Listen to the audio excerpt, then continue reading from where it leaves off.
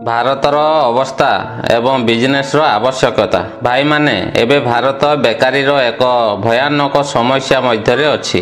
International ଲେବଲ organisation report ଅନୁଯାୟୀ 83% ଯୁବକ ଯୁବତୀ ବେକାର।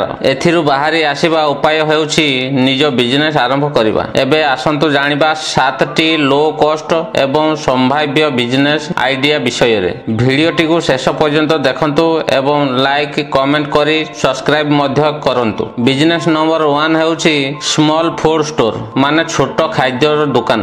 ଆପଣ ନିଜ ମହଲା କିମ୍ବା ବଜାର କୋଣରେ ଏକ ସ୍ମଲ ଫୁଡ ପଏଣ୍ଟ ଖୋଲିପାରିବେ, ଯେଉଁଠି ପରଠା, ଚିଡ଼ା ଉପମା, ସାଣ୍ଡୱିଚ, ଫୁଟ ବାଉଲ ଭଳି ହେଲ୍ଦି ଖାଦ୍ୟ ବିକ୍ରି ପାରିବେ। ଏଥିରେ ଖର୍ଚ୍ଚ ହେଉଛି 70 ରୁ 1.5 ଲକ୍ଷ ଟଙ୍କା। ଲାଭ ହେଉଛି ଦିନକୁ 1500 ରୁ ଅଧିକ, ମାସକୁ 30,000 ରୁ 45,000 ଟଙ୍କା ରୋଜଗାର କରିପାରିବେ। Business number 2 freelancing business. ଯଦି ଆପଣ writing, designing, development, marketing, tutoring ଭଳି ଦକ୍ଷତା ରଖନ୍ତି, ତେବେ ଫାଇବର, ଅପୱାର୍କ ଭଳି ପ୍ଲାଟଫର୍ମରେ କାମ କରି ଡଲାର୍ସରେ ମଧ୍ୟ ଅର୍ଜନ କରିପାରିବେ। ଏଥିରେ ଲାଭ ହେଉଛି ମାସକୁ 1 ଲକ୍ଷ ରୁ 5 ଲକ୍ଷ ଯାଏ। ନିଜ ପ୍ରୋଫାଇଲ, ସ୍କିଲ୍, ଡେମୋ ଏବଂ ଗ୍ଲୋବାଲ କ୍ଲାଏଣ୍ଟ ନେଟୱାର୍କ ଗଠନ କରିପାରିବେ। Business number 3 influencer marketing. ଆପଣ ବ୍ରାଣ୍ଡ ଓ ଇନଫ୍ଲୁଏନ୍ସର ମଧ୍ୟରେ ସଂଯୋଗ ସୃଷ୍ଟି କରି ବିକ୍ରି କରିପାରିବେ। ବ୍ରାଣ୍ଡକୁ ଟାର୍ଗେଟ ଅଡିଏନ୍ସ ପାଖକୁ ନେଇଯିବା ଏବଂ ମଧ୍ୟସ୍ଥ ଭାବେ କମିଶନ ଅର୍ଜନ କରିପାରିବେ। ଏଥିରେ ଉପକରଣ, ଲାପଟପ୍, ନେଟୱାର୍କିଂ। ଲାଭ ହେଉଛି କମିଶନ ବେସ୍। ଇନକମ୍ ହେଉଛି 50,000 ଠାରୁ ଆରମ୍ଭ।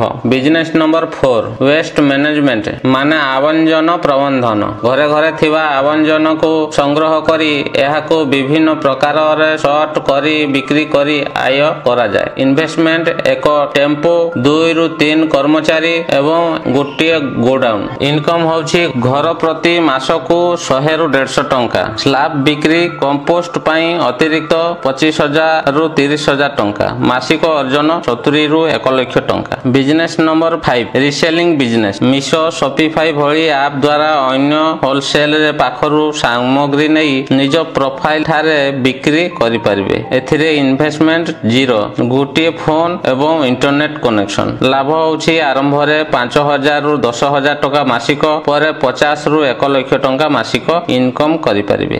ବିଜନେସ ନମ୍ବର 6 VR ଷ୍ଟୁଡିଓ କିମ୍ବା ଭର୍ଚୁଆଲ ରିଏଲିଟି।